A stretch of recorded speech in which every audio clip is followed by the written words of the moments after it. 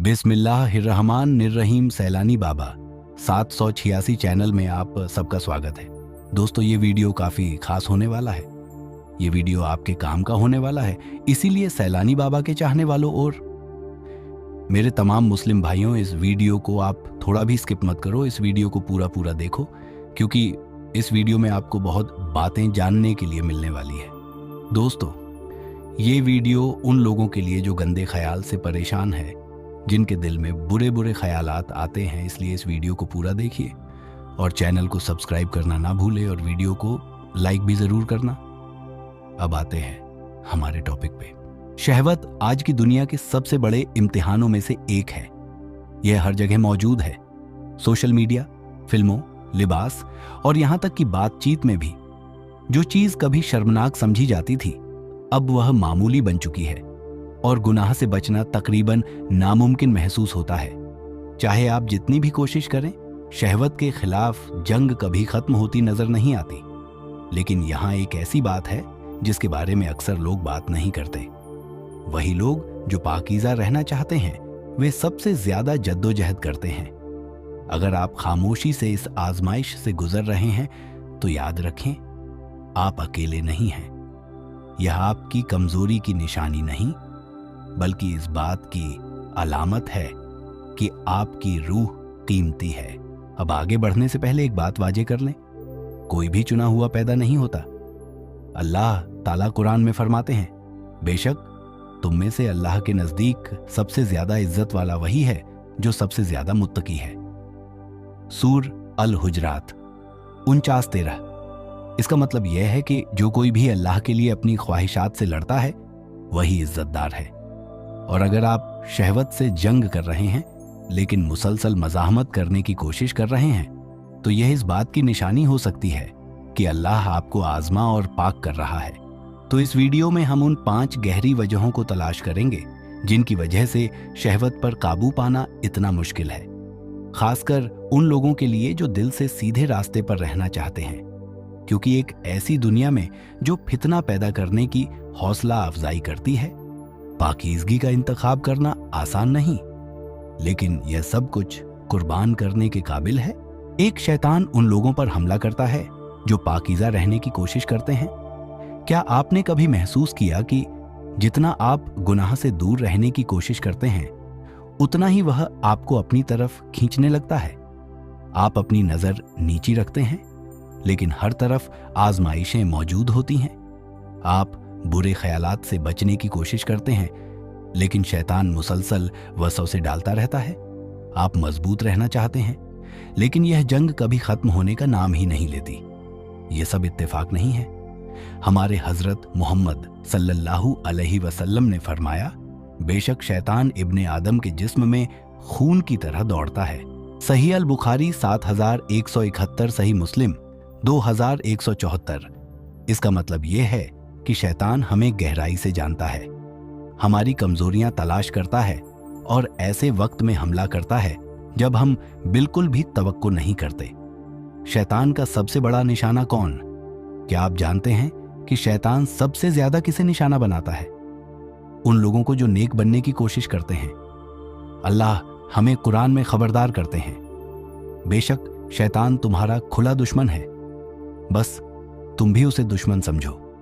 सूअर फर 35। इसका मतलब यह है कि जब आप अपनी ख्वाहिशात से अल्लाह के लिए लड़ते हैं, तो शैतान पीछे नहीं हटता, बल्कि और ज्यादा शिद्दत से हमला करता है। वह चाहता है कि आप यकीन करें कि आप अकेले जद्दोजहद कर रहे हैं। वह चाहता है कि आप शर्मिंदा महसूस करें, बेवकत समझें और खुद को अल्लाह की रहमत के लायक ना समझें।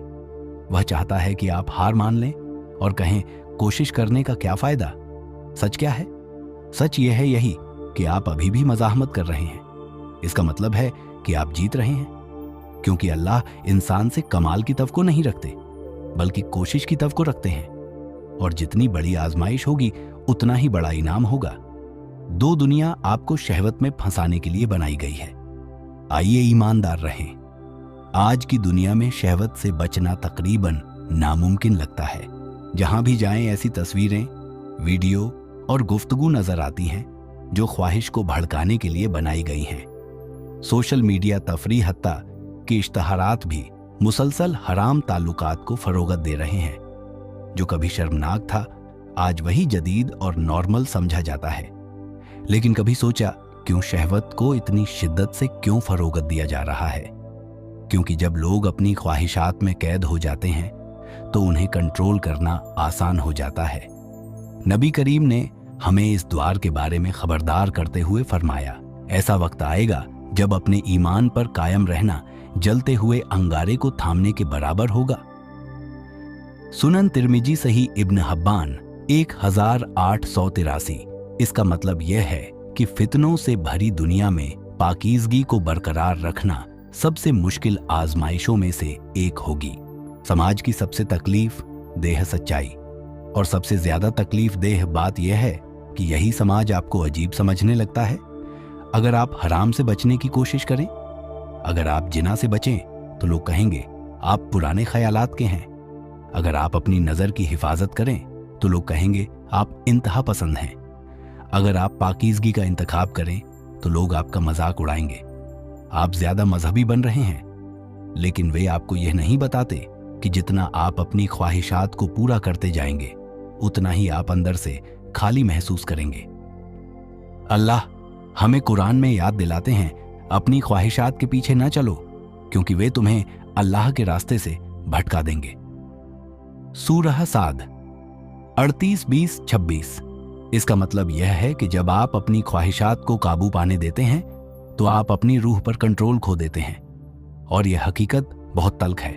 आज बेहिसाब लोग अंदर से टूटे हुए, बेचैन और रूहानी तौर पर खोए हुए महसूस करते हैं, लेकिन उन्हें अंदाजा भी नहीं कि उनके दिल गुनाहों में डूबे होने की वजह से ही वे यह खला महसूस कर रहे हैं। तो अगर आप इस आजमाइश से गुजर रहे हैं तो समाज को आपको कमजोर महसूस न करने दें, क्योंकि ऐसी दुनिया में जो शहवत की हौसला अफजाई करती है, पाकीज़गी का इंतखाब करना सच्ची ताकत की अलामत है। 3, आपका अपना नब्ज, अंदरूनी ख्वाहिशात आपके खिलाफ काम करता है। आइए सच बोले, कभी कभी सबसे बड़ी जंग बाहरी दुनिया से नहीं बल्कि हमारे अपने नब्ज के साथ होती है। आप जानते हैं कि क्या सही है, लेकिन आपका दिल फिर भी गलत चीजों की तरफ माइल होता है। आप मज़ाहमत करने की कोशिश करते हैं, लेकिन आजमाइश बहुत ज्यादा ताकतवर लगती है। आप पाकीज़ा रहना चाहते हैं, लेकिन कभी कभी हार मान लेना ज्यादा आसान महसूस होता है। यह सिर्फ शैतान के वसव से नहीं है, ये नफ्स के खिलाफ जंग भी है। अल्लाह ताला कुरान में फरमाते हैं, बेशक नफ्स बुराई की तरफ बहुत ज्यादा माइल करता है, मगर जिस पर मेरा रब रहम फरमाए। सूरह यूसुफ 12:53। इसका मतलब यह है कि अगर हमारे नफ्स को काबू में न रखा जाए तो यह हमेशा हमें गुमराही की तरफ ले जाएगा। और यहाँ एक सख्त हकीकत है, जितना ज्यादा आप अपनी ख्वाहिशात को पूरा करेंगे उतनी ही वे ज्यादा ताकतवर बन जाएंगी। हदीस का संदर्भ, नबी करीम ने फरमाया, अक्लमंद वह है जो अपने नफ्स को काबू में रखे और मौत के बाद की तैयारी करे, और नादान वह है जो अपनी ख्वाहिशात के पीछे चलता रहे और अल्लाह से मगफिरत की उम्मीद लगाए रखे। सुनन तिर्मिजी 2459, इब्न माजा 4200। इसका मतलब यह है कि हकीकी ताकत आजमाइश में गिर जाने में नहीं बल्कि उसे काबू में रखने में है। लेकिन एक खुशखबरी भी है, अगर आप यह जद्दोजहद महसूस कर रहे हैं तो इसका मतलब है कि आपका ईमान अभी जिंदा है। क्योंकि सबसे बड़ा नुकसान यह नहीं कि आपकी ख्वाहिशात से जंग हो रही है, बल्कि सबसे बड़ी तबाही यह है कि आप बिल्कुल भी गुनाह को गुनाह महसूस ना करें। तो अपनी जद्दोजहद को अपनी कमजोरी ना समझें। हर बार जब आप मज़ाहमत करते हैं, चाहे आप कभी कभी फिसल भी जाएं, आप जीत रहे हैं, क्योंकि आखिर में अल्लाह यह नहीं देखते कि आप कितनी बार गिरे, बल्कि वह देखते हैं कि आप कितनी बार दोबारा उठे। चौथी शहवत एक नशा है। जितना ज्यादा आप इसे पालते हैं उतना ही यह आप पर काबू पा लेती है। क्या आपने कभी गौर किया कि जितना आप शहतंगेज ख्यालात की इजाजत देते हैं उतना ही उनसे छुटकारा पाना मुश्किल हो जाता है। एक छोटी सी लपक एक आदत में बदल जाती है। जो कभी गलत लगता था वह धीरे धीरे नॉर्मल महसूस होने लगता है, और देखते ही देखते आपका दिमाग उन चीजों में उलझ जाता है जो आपके लिए मुफीद नहीं है। ये महज इत्तेफाक नहीं, शहवत एक नशा है। हदीस का संदर्भ नबी करीम ने फरमाया, जब बंदा जिना करता है तो उस वक्त उसका ईमान उसके ऊपर साए की तरह होता है, लेकिन जब वह तौबा करता है तो ईमान वापस आ जाता है। सुनन अबू दाऊद 4690, सहीह अल जामिया 585 यह है कि शहवत सिर्फ हमारे अमाल पर असर नहीं डालती, यह हमारे दिल और ईमान को भी मुतासिर करती है। और यहां सबसे खतरनाक बात यह है, जितना ज्यादा आप अपनी ख्वाहिशात को पालेंगे उतना ही मुश्किल होता जाएगा उन्हें छोड़ना। यहां तक कि साइंस भी इस बात को साबित करती है। शहवत दिमाग को इस तरह से दोबारा तरतीब देती है कि वह बार बार और ज्यादा की तलब करने लगे, बिल्कुल किसी नशे की तरह, और शैतान यह बात जानता है। इसीलिए वह आपको एक बड़े गुनाह में फौरन नहीं धकेलता, बल्कि छोटे छोटे कदमों में फंसाता है। कुरान का संदर्भ अल्लाह हमें कुरान में खबरदार करते हैं, और जिना के करीब भी ना जाओ, बेशक यह बहुत बड़ा फहश काम है और बुरा रास्ता है। सूर्य अल इसरा 17-22 यह गौर करने की बात है। अल्लाह ने सिर्फ यह नहीं कहा कि जिना मत करो, बल्कि फरमाया जिना के करीब भी ना जाओ। क्यों? क्योंकि एक बार जब आप इस रास्ते पर कदम रखते हैं तो वापसी मुश्किल होती जाती है। लेकिन एक बड़ी खुशखबरी यह है, चाहे आप जितना भी दूर चले गए हों, आप हमेशा अल्लाह की तरफ लौट सकते हैं। हदीस का संदर्भ नबी करीम ने फरमाया, अल्लाह रात के वक्त अपना हाथ बढ़ाता है ताकि दिन में गुनाह करने वाले तौबा कर सके, और दिन में अपना हाथ बढ़ाता है ताकि रात में गुनाह करने वाले तौबा कर सके, यहां तक कि सूरज मगरिब से तुलू हो जाए। सही मुस्लिम 2759। इसका मतलब यह है कि जब तक आप जिंदा हैं आपके पास वापसी का मौका है। तो अगर आप शहवत के चक्कर में फंस गए हैं तो हिम्मत ना हारें, इसे खत्म करें, तौबा करें और अपनी जिंदगी को दोबारा काबू में लें, इससे पहले कि यह आपको काबू में ले ले। पांचवा, आपकी शहद के साथ जद्दोजहद दरअसल एक इम्तिहान और बुलंदी का जरिया है। कभी आपने सोचा कि अल्लाह ने इस आजमाइश को पैदा ही क्यों किया? शहद इतनी ताकतवर ख्वाहिश क्यों है? इस पर काबू पाना इतना मुश्किल क्यों है? यह एक न खत्म होने वाली जंग क्यों लगती है? जवाब बहुत सादा है, क्योंकि यह जिंदगी के सबसे बड़े इम्तिहानों में से एक है। हमारे प्यारे नबी ने फरमाया, मैंने अपने बाद मर्दों के लिए कोई फितना औरतों से ज्यादा खतरनाक नहीं छोड़ा। सही अल बुखारी 596। सही मुस्लिम 2074। यह आजमाइश सिर्फ आपके लिए नहीं, अल्लाह ने आपसे पहले कई नस्लों को भी इसी चैलेंज से आजमाया है। लेकिन यहां एक गहरी हकीकत है, अल्लाह आपको तोड़ने के लिए नहीं आजमाता, बल्कि आपको पाक करने के लिए आजमाता है। अल्लाह कुरान में फरमाते हैं, क्या लोग यह समझते हैं कि वे बस यह कहकर छोड़ दिए जाएंगे कि हम ईमान ले आए और उनकी आजमाइश नहीं होगी? सूरह अल कबूत 29:2। यह आयत हमें याद दिलाती है कि हर वह आजमाइश जो आप अल्लाह के लिए सहते हैं वह बोझ नहीं बल्कि बुलंदी का मौका है। और सबसे ताकतवर हकीकत यह है, जब भी आप किसी आजमाइश से बचने का इंतखाब करते हैं आप अल्लाह के नजदीक बुलंद हो रहे होते हैं। नबी करीम ने फरमाया, जो शख्स किसी चीज को अल्लाह के लिए छोड़ दे अल्लाह उसे उससे बेहतर चीज अता फरमाता है। मुसनद अहमद 25,565। सही हल जामिया 6148। इसका मतलब यह है कि अगर आप हराम चीजों को छोड़ रहे हैं तो अल्लाह आपके लिए कुछ और बेहतर तैयार कर रहा है, कुछ ज्यादा पाकीज़ा, ज्यादा इत्मीनान बख्श और ज्यादा दायमी। तो अपनी जद्दोजहद को अजाब मत समझें, बल्कि इसे एक निशानी समझें कि अल्लाह आपको किसी बड़ी चीज के लिए तैयार कर रहा है।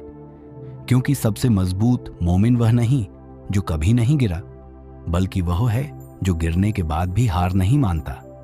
अल्लाह नेकी करने वालों के साथ है। सूर अल कबूत 2967। इसका मतलब यह है कि अगर आप कोशिश करते रहे तो अल्लाह ऐसे दरवाजे खोलेगा जिनका आपने कभी तस्वुर भी नहीं किया होगा। तो हिम्मत ना हारे। जो चीजें आपको गुनाह की तरफ ले जाती हैं उन्हें अपनी जिंदगी से निकाल दें। जो ताल्लुकात आपको हराम की तरफ ले जाते हैं उन्हें खत्म कर दें। जो आदतें आपको अल्लाह से दूर कर रही हैं उन्हें तब्दील कर दें। और अगर आप जद्दोजहद कर रहे हैं तो यह सादा सी दुआ मांगे, या अल्लाह मेरे दिल को आजमाइशों से मजबूत बना, मेरे नफ्स को पाक कर और मुझे उस रास्ते पर कायम रख जो तुझे पसंद हो। आमीन। अगर यह पैगाम आपके दिल को छू गया है तो नीचे कमेंट ज़रूर करें और अल्लाह से कहें, या अल्लाह मुझे हराम से बचा और हलाल की तरफ रहनुमाई फरमा। हो सकता है कि आपके यह अल्फाज किसी और के लिए तब्दीली की पहली सीढ़ी बन जाए। और याद रखें, लाइक और सब्सक्राइब करने में कुछ नहीं जाता, लेकिन यह हमें मजीद ऐसे पैगामात फैलाने में मदद देता है जो हमें अल्लाह के करीब ले जाएं। अल्लाह हमारे दिलों को पाक करे, हमारे ईमान को मजबूत करे और हमें हर आजमाइश में कामयाबी अता फरमाए। आमीन।